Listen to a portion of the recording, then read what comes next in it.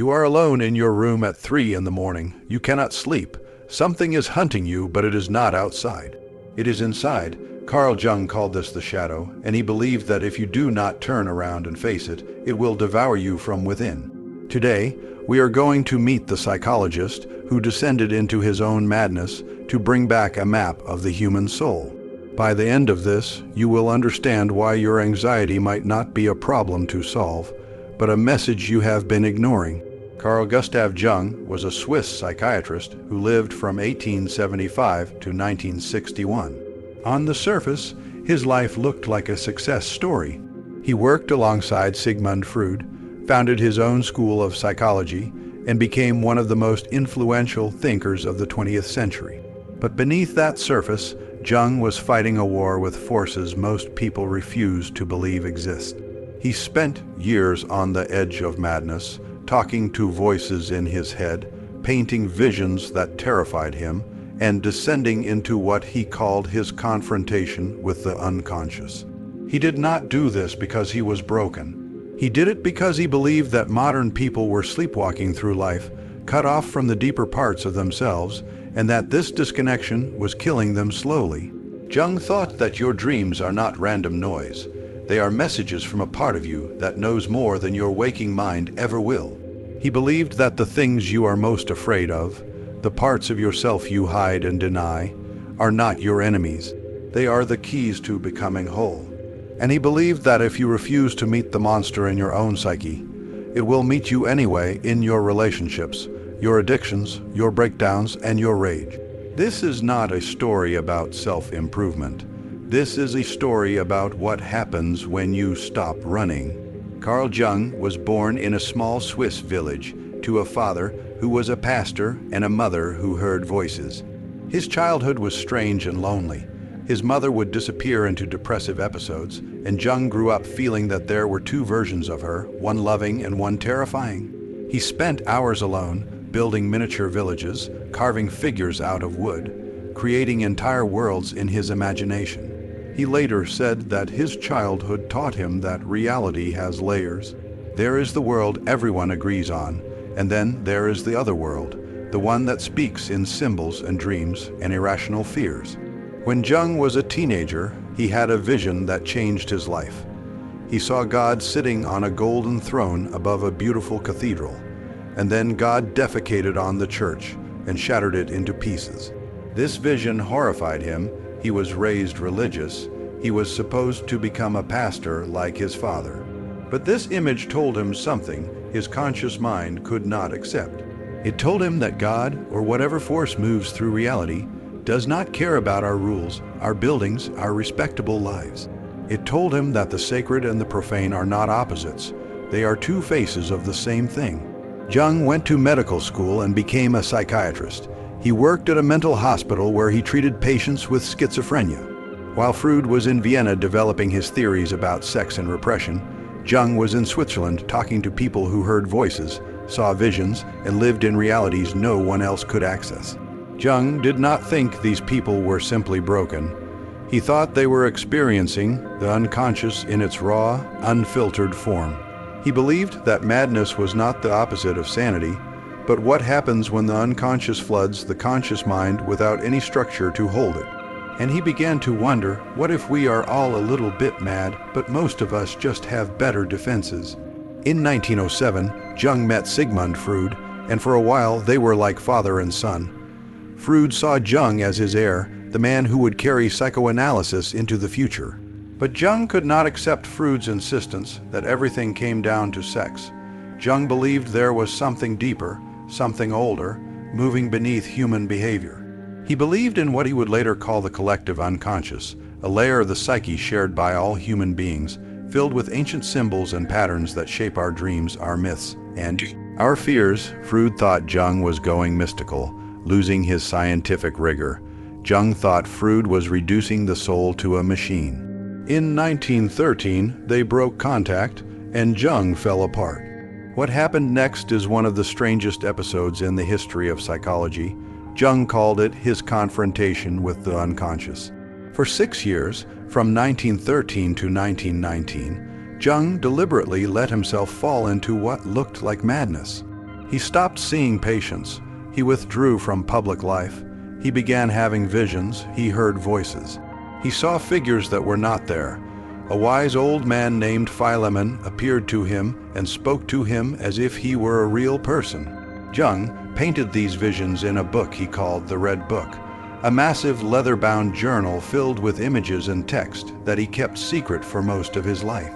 He later said that everything he wrote after this period came from what he experienced during these years.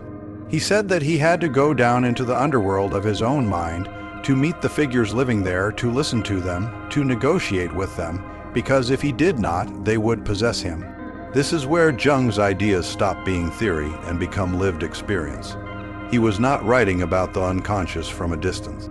He was inside it, and he barely made it out. So what did Jung discover down there? What did he bring back that matters to you, sitting here in 2025, scrolling through your phone at 2 in the morning, feeling like something is wrong, but not knowing what? The first thing Jung discovered was the shadow. The shadow is everything about yourself that you cannot accept. It is the anger you are not allowed to feel. It is the selfishness you were taught to hide. It is the cruelty, the pettiness, the lust, the laziness, the cowardice that you shove down into the basement of your mind and pretend does not exist. Jung said that the shadow does not go away just because you ignore it. It grows stronger. It leaks out in passive aggression, in sudden outbursts, in the things you hate about other people, because what you hate in others is often what you have repressed in yourself. Jung believed that you cannot become whole without integrating your shadow. You have to turn around, look at the thing you are most ashamed of, and say, that is also me. Not because it is good, but because it is real. If you do not do this, Jung warned, the shadow will take over. It will sabotage your relationships. It will make you cruel without knowing why. It will turn you into the thing you fear most, because what you resist persists. Think about the last time you got irrationally angry at someone, not frustrated, but angry in a way that felt bigger than the situation. There is a good chance that person triggered your shadow. They reflected back something you refused to see in yourself. Jung would say, do not look away, look closer. What is the anger trying to tell you? The second thing Jung discovered was the concept of individuation. This is the process of becoming who you actually are, as opposed to who your parents, your culture, your friends, and your own fear want you to be. Individuation is not self-improvement. It is not about becoming a better version of the person you think you should be. It is about stripping away everything false until you find the self that was there all along, beneath the masks. Jung believed that most people never individuate. They live their entire lives playing roles, the good son, the successful employee, the attractive partner, the rational adult, and underneath all of that, the real self is screaming. Jung said that if you do not listen to that scream, it will turn into depression, addiction, and a feeling that your life is not really yours. Individuation is terrifying because it means letting go of the identity you worked so hard to build. It means disappointing people. It means admitting that you do not have it all figured out. It means descending into uncertainty and chaos, the same way Jung did, and trusting that something real will emerge on the other side. If you have ever felt like you are living someone else's life, that is the call to individuation. If you have ever felt like you are wearing a mask that you cannot take off, that is the call. If you have ever felt like you are successful on paper but empty inside, that is the call. The third thing Jung discovered was synchronicity. This is the idea that meaningful coincidences are not random. They are signs that your inner world and the outer world are connected in ways that cannot be explained by cause and effect. Jung noticed that when his patients were going through major psychological shifts, strange things would happen in their lives. A dream about a scarab beetle would be followed by a real scarab beetle tapping on the window. A decision to change careers would be followed by an unexpected opportunity appearing out of nowhere. Jung did not think this was magic. He thought it was evidence that the psyche and the world are not separate. He thought that when you are aligned with your deeper self, reality responds. Synchronicity is controversial, and Jung knew that. He did not care. He said that science cannot explain everything, and the things it cannot explain are often the most important. Have you ever thought about someone you have not spoken to in years, and then they text you 5 minutes later. Have you ever been stuck on a problem, and then a stranger says exactly the sentence you needed to hear? Jung would say, pay attention. The unconscious is trying to speak to you, and it does not only use dreams. It uses the world, but here is the cost. Jung's ideas did not make him popular. Freud called him a mystic and cut him off. The scientific community dismissed him as unserious. His descent into the unconscious left him isolated, misunderstood, and at times genuinely unsure if he was losing his mind. He later admitted that he was terrified during those years. He did not know if he would come back. And even after he emerged, even after he built his theories and gained followers, there was always a part of him that remembered what it felt like to stand at the edge of madness and look down. Jung also knew that his ideas could be dangerous if taken too literally. If you romanticize the shadow, you can justify cruelty. If you chase synchronicity without discernment, you can fall into paranoia. If you pursue individuation without groundedness, you can lose yourself completely. Jung was not offering a formula. He was offering a map, and maps are only useful if you know how to read them. So what does this mean for you? How do you take Jung's ideas and use them without losing yourself the way he almost did? Here is the first experiment. For the next week, pay attention to what you hate, not dislike, hate. The person who cuts you off in traffic, the coworker who talks too much, the influencer who makes you irrationally angry. Write down what it is about them that bothers you, and then ask yourself, where in my own life am I doing a version of this? Where am I being selfish or arrogant or fake or weak in a way I refuse to admit? This is not about beating yourself up. It is about seeing the shadow. Once you see it, you have a choice. You can keep projecting it onto others, or you can own it and integrate it. Jung believed that the moment you stop running from your shadow, it stops controlling you. Here is the third experiment. For 1 week, write down any coincidence that feels meaningful, a name that keeps appearing, a dream that connects to something that happens the next day, a conversation that answers a question you were just thinking about. Do not try to explain it. Do not try to make it mean something. Just notice it. Jung believed that synchronicity increases when you are paying attention, and that paying attention is itself a form of alignment. You are not looking for proof. You are looking for the feeling that your inner world and the outer world are speaking the same language. Carl Jung spent his entire life trying to answer one question. How do you become real, not successful? Not happy, not good, real. He believed that most people are not real. They are collections of borrowed ideas, unexamined fears, and roles they never chose. He believed that becoming real requires you to go into the darkness, to meet the parts of yourself you have been taught to fear, and to bring them back into the light. Not because they are good, but because they are yours. He believed that your dreams are not nonsense. They are the voice of a deeper intelligence trying to guide you. He believed that your breakdowns are not failures.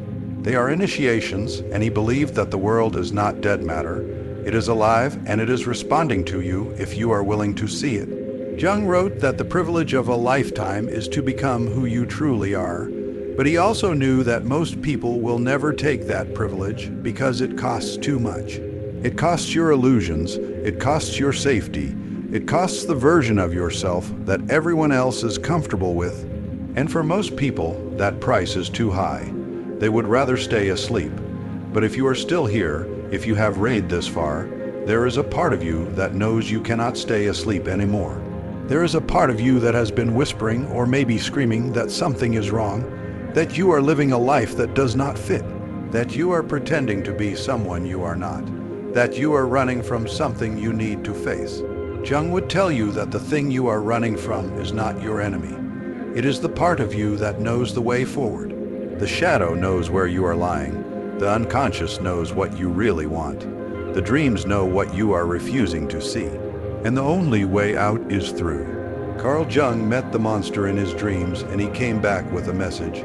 The monster is not trying to destroy you. It is trying to wake you up. It is trying to show you that the life you are living is not the life you were meant for. And if you turn around, if you stop running, if you look it in the eye and ask what it wants, it will not kill you. It will transform you, That is the promise, and that is the cost. You do not get to stay the same. You do not get to keep pretending. You do not get to keep hiding, but you do get to become real. And once you are real, you cannot be destroyed, because there is nothing left to take away. You are finally, completely yourself. So here is the question Jung would leave you with. What are you most afraid to look at? What have you been running from? What part of yourself have you locked in the basement and thrown away the key? Because that is where the work begins, that is where the monster is waiting, and that is where you will find the person you were always supposed to be.